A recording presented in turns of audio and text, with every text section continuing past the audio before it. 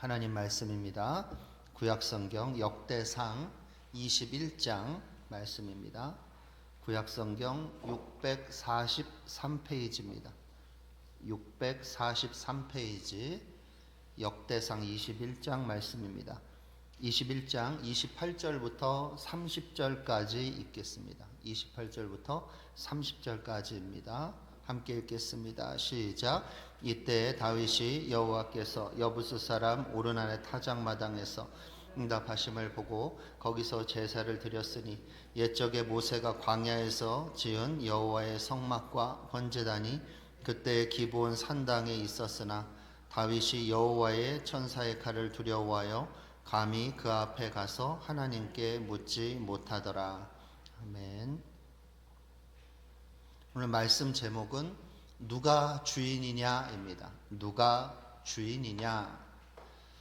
오늘 역대상 21장을 혹시 읽어보셨던 분들은 아실 겁니다. 다윗의 별 잘못 같지 않은 인구조사, 별 그냥 어느 왕이든지 해도 되는 일 같은 그러한 이 사건 때문에 일단 21장 전체를 쓰고 있어요. 작은 사건 하나 같은데 그냥 대통령이 명령해서 신하들이 집행하면 되는 이 단순한 일을 21장 전체를 사용하고 있고 또 그 사건 때문에 어때요? 7만 명이나 되는 이스라엘 백성이 전염병으로 죽어요. 왜 21장의 사건을 이렇게 길게 설명합니까? 여기서는 중요한 성경을 바라보는 눈이 필요한데 사건 자체보다는 핵심 이슈가 중요하다는 거예요. 핵심 이슈를 보아야 합니다. 사건은 피상적인 것이고 겉모습이고 핵심 이슈가 걸려 있기 때문에 하나님도 심각하게 문제를 다루시는 거예요. 아니 우리는 별 잘못한 거 없는 것 같아요. 아무리 생각해도. 그런데 하나님은 이것이 심각하다 그러고 이 문제를 끝까지 물고 늘어지시는 거예요. 네가 회개하지 않으면, 변화되지 않으면 내가 너를 축복할 수 없다고 하나님이 달려드실 때가 있는 거예요. 이 핵심 이슈가 뭡니까? 누가 주인이냐 하는 거예요. 누가 주인이냐? 이스라엘 나라의 주인이 다윗이냐 여호와냐, 이게 싸움이 붙은 거예요.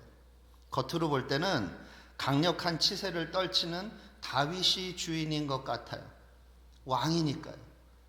그리고 강력한 왕권과 강력한 군사력으로 주변을 정복하면서 다윗 왕국의 영광을 이룩했어요. 그러니 다윗이 주인인 것 같죠. 그래서 다윗은 인구 조사를 합니다. 인구 조사를 왜 합니까? 숫자 세기 위함이 아닙니다. 단순한 행정조사나 인구 센서스가 아니에요. 의도가 담겨 있어요. 자기 영광을 자랑하려는 거예요. 자기 영광을 자랑하려고 인구조사를 한 거예요. 내 나라가 이렇게 부귀하고 이렇게 강성하다. 나니까 내가 한 거야. 사울의 시대에 어찌 이런 일이 있었냐. 나니까 내가 한 거야. 나니까 하나님이 축복한 거야, 이 말이에요. 여기서 하나님이 축복에 방점이 찍힌 게 아니라 어디에 방점이 찍혔어요? 나니까. 나니까. 야, 사울 세워봐라. 나처럼 할 수 있었을 것 같니? 나니까 하나님이 축복한 거야, 이 말이에요. 다윗의 의도가 악해요. 이것을 요압이 알았어요. 강력하게 반대했잖아요. 요압은 문제가 많은 사람입니다. 이 문제 많은 이 요압도 반대할 정도니 이것이 얼마나 심각합니까? 그래도 강행해요. 욕심이 있으면 무서운 줄 몰라요. 강행합니다. 다윗의 영적 상태가 어떤가요? 자기 증명과 자기 자랑, 공로 의식에 쩌들어 있는 거예요. 내가 했다 이 말이에요. 이 나라는 내가 세웠다 이 말이에요. 하나님의 영광을 가로채는 겁니다.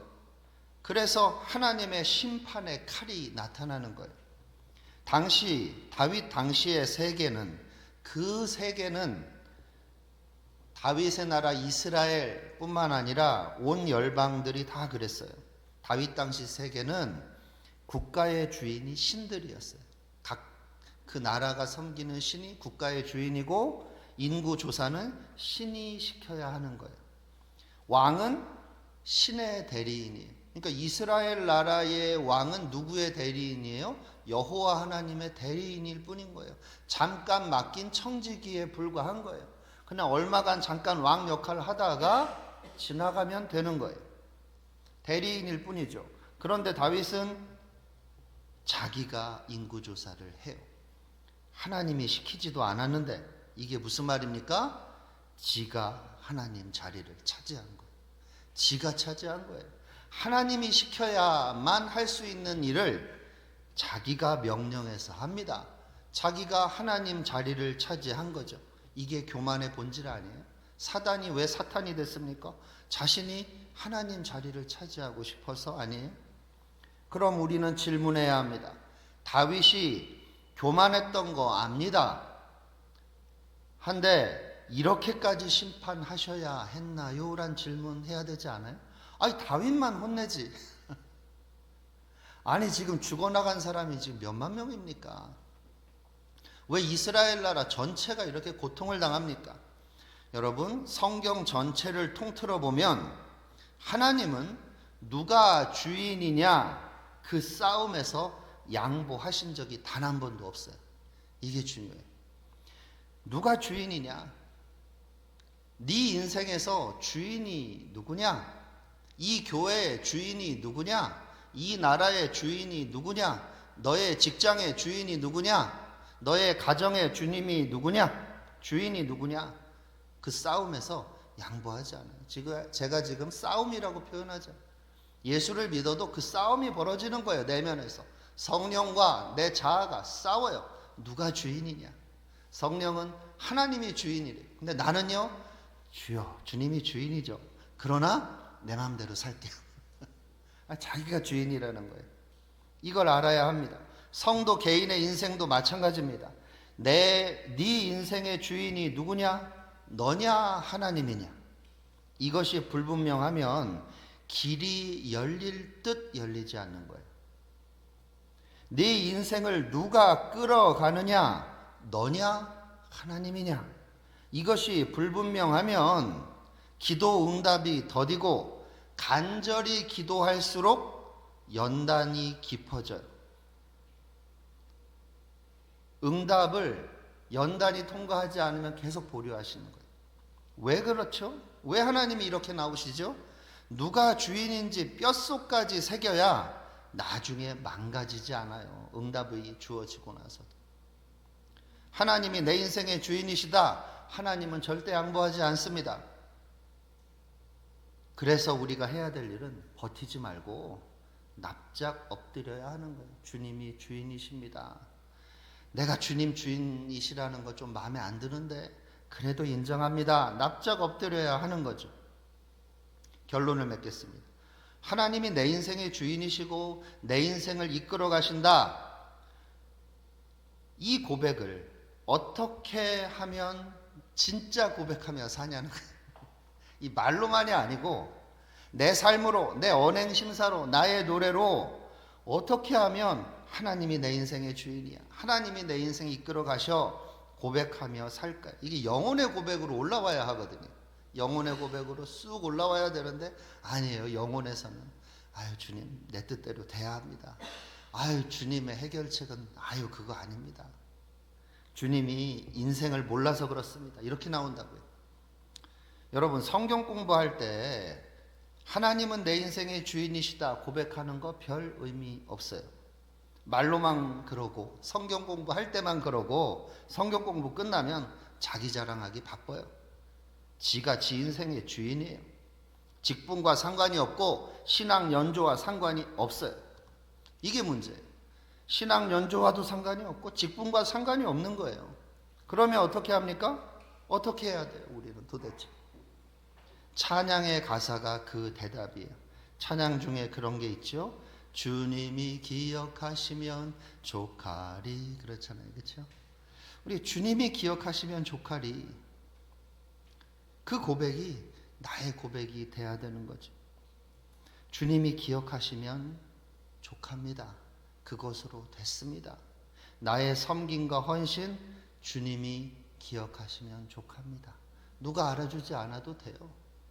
내 인생 하나님 어떻게 살았는지 주님은 아시잖아요. 사람은 몰라주고 목사는 몰라주고 우리 목장 목원들이 몰라주고 내 남편이 몰라주고 내 아내가 몰라주고 내 자식이 몰라줘도 괜찮아요. 주님이 기억하시면 족하리. 이것을 마음에 새긴 사람이 있고 그렇지 않은 사람이 있어요. 근데 이게 목장 모임할 땐 모른다니까요. 다 동의해요. 아멘 받아요. 아니 설교할 때는 다 아멘이에요. 그런데 예배 끝나고 나가면 목장 모임 끝나고 나가면 달라져요.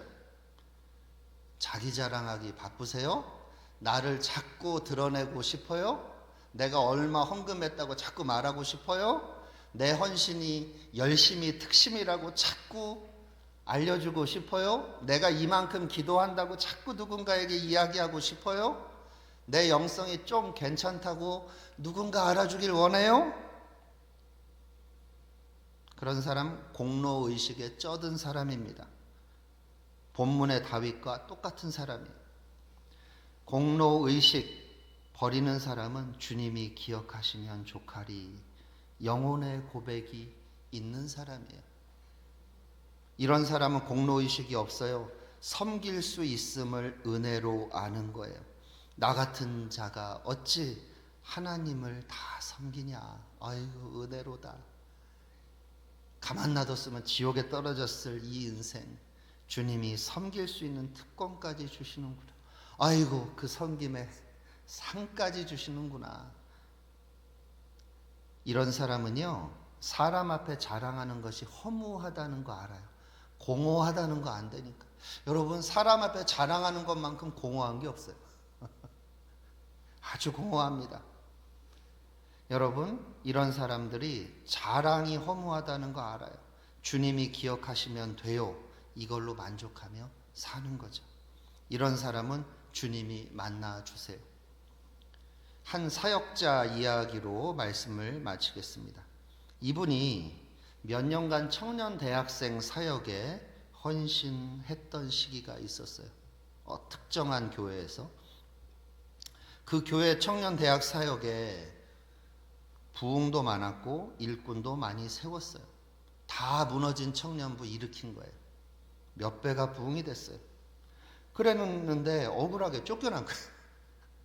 억울하게 쫓겨났어요. 뭐 축복송 받으면서 나간 게 아니에요. 잘린 것도 다행으로 생각해라 할 정도. 너무 억울해요. 그래서 사역을 쉬면서 자신이 평소에 존경하던 목사님 교회를 출석했습니다. 한동안 교회를 나가다가 그날 새벽 기도에 참석했어요. 새벽 기도를 시작하기 전에 이제 개인 기도를 하는데 옆에서 누가 말하는 것처럼 자신에게 선명하게 성령이 내적 음성을 주시더래요.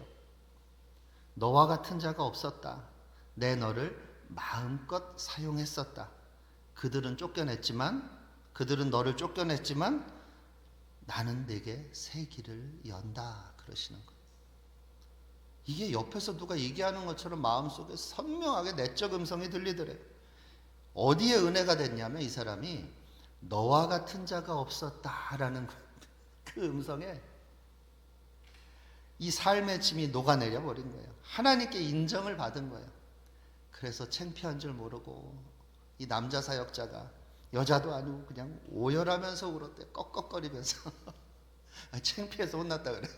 아니 뭐 예배도 시작하기 전에 뭐 사람이 꺽꺽거리면서 이 막 호흡곤란에 걸린 것처럼 막 우니까 옆에서 다 쳐다보더래요. 자신도 은혜가 돼서 너무 치유가 돼서 울었는데 창피하더래요. 이게. 이거 창피해 하는데 너무 치유가 되고 회복이 된다는 거예요. 아픔과 상처, 수고와 헌신에 대해서 하나님이 알아주시는구나. 자기가 알아주신다는 생각을 안 했대요. 내가 열심히 해서 부흥시키면 된다 그랬지 하나님이 알아주신다라는 생각을 해본 적이 없대요. 그리고 사람들의 오해 까짓 거 아무것도 아니야. 그런 확신이 딱 자리 잡더래요. 이전 사역지에서의 모든 짐이, 모든 오해, 모든 상처가 풀어졌대요. 주님이 기억하시면 조카리. 오늘도 나의 삶이 주님이 기억하시면 조카리 고백하는 하루 되시기 바랍니다. 기도하시겠습니다. 하나님 아버지, 오늘도 하나님 앞에서 살기 원합니다. 오늘도 크고 두려우신 하나님 앞에 두렵고 떨림으로 살고 성령 충만함으로 살게 하소서. 오늘도 주님이 기억하시면 조카리 고백하는 하루 되게 하여 주시옵소서.